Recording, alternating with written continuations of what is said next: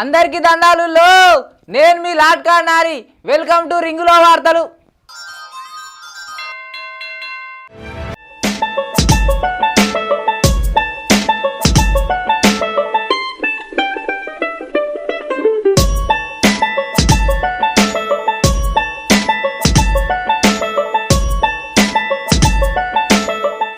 ఎండాకాలం పూట దేశంలో రాజకీయం కూడా ఉడుకుడుకు అవుతున్నది. మళ్ళీ బీజేపీ అలా దోస్తాన్ పార్టీలతోటి ఎన్డీఏ కూటమిని తయారు చేసుకున్నది. అయితే మతతత్వ బీజేపీ పార్టీని ఊడగొట్టడానికి కాంగ్రెస్ మహాకూటమి తయారైంది. ఇంకా నేనేం తక్కువనా, తెలంగాణను పొల్లు అభివృద్ధి చేసినా ఇంకా దేశమే బాకీ ఉందని కేసీఆర్ ఫెడరల్ ఫ్రంట్ కూడా ప్రయత్నాలు జరుగుతున్నాయి. అయితే బీజేపీ దోస్తాన్ జట్టు ఎన్డీఏ అధికారంలోకి వస్తే మటుకు మల్లోపారి కూడా నరేంద్ర మోడీ ప్రధానమంత్రి అభ్యర్థి అంట. ఒకవేళ మహాకూటమి అధికారంలోకి వస్తే మటుకు ప్రధానమంత్రి ఎవరు అన్నది ఇప్పుడు దేశంలో జరుగుతున్న చర్చ. అయితే కేసీఆర్ ఫెడరల్ ఫ్రంట్ తుస్సు అంతా ఉత్తముచ్చని కొట్టి పారేస్తున్నారు చాలా మంది మేధావులు.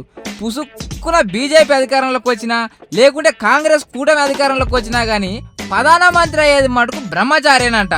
అరే అదెట్లా అనుకుంటుర్రా? బీజేపీ గెలిస్తే మోడీ ప్యూర్ బ్రహ్మచారేనాయే. అట్నే కాంగ్రెస్ ప్రెసిడెంట్ రాహుల్ గాంధీ కూడా బ్రహ్మచారేనాయే. మహాకూటంలో తాళంచేయి రోల్ పోషిస్తున్న బీఎస్పీ అధ్యక్షురాలు మాయావతి కూడా పెళ్లి చేసుకోలేదా. ఇంకా తృణమూల్ కాంగ్రెస్ దీది మమతా బెనర్జీ కూడా గంతేనా. అయితే ఇప్పుడు ఇండియాకి ఎవ్వరు ప్రధాని అయినా గానీ బ్యాచిలరేనంట. ఇంకా ప్రస్తుతం ఉన్న ప్రధాని మోడీ కూడా పెళ్లి చేసుకున్నా గానీ బ్రహ్మచారి లెక్కనే బతుకుతున్నాడు. గతంలో రాష్ట్రపతిగా పనిచేసిన ఇండియన్ మిసైల్ అబ్దుల్ కలాం కూడా బ్రహ్మచారిగానే ఉన్నాడు. ఒకప్పుడు దేశాన్ని పరిపాలించిన అటల్ బిహారీ వాజ్పేయి ఆ జన్మ బ్రహ్మచారేనా. బీహార్ ముఖ్యమంత్రి నితీష్ కుమార్ కూడా ఇప్పటికి బ్రహ్మచారినా. అన్నా డిఎంకే దివంగత నేత మాజీ ముఖ్యమంత్రి జయలలిత కూడా గంతేనాయ. అయితే ఈ ఎన్నికల్లో మాత్రం ఏ పార్టీ గెలిచినా ప్రధానమంత్రి అయ్యేది మటుకు బ్రహ్మచారి అని సోషల్ మీడియా మొత్తం కొకరోకోవారి కూస్తున్నది.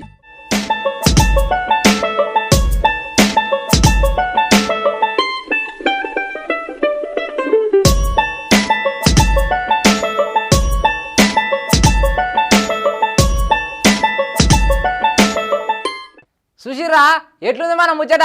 గిజోండి ముచ్చట రోజు మన రింగ్లో దిస్తూనే ఉందాం. మీరు మటుకు చూస్తూనే ఉండరు T10 రింగులో వార్తలు.